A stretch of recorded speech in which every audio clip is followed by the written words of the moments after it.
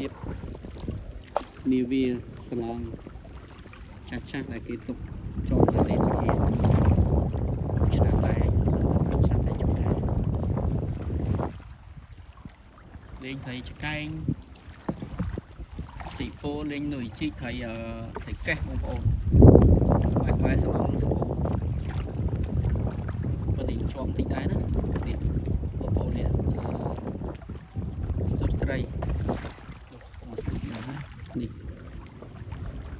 បានអត់ប្រូអត់ខ្យល់បោះខ្យល់គេក្នុងមាត់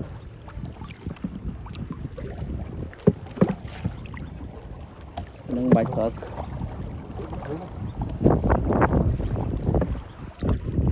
ឃើញអញ្ចឹងឯងបងប្អូនធំណាដោយសារយើងអុំទូកយ៉ាងឆ្ងាយពុះពោះ1 2 3 4 5 5គ្រឿងធំហើយទូចអាម៉ារីននោះអារុញមានហ្នឹង1 2គ្រឿងទៀតហើយផ្ទះ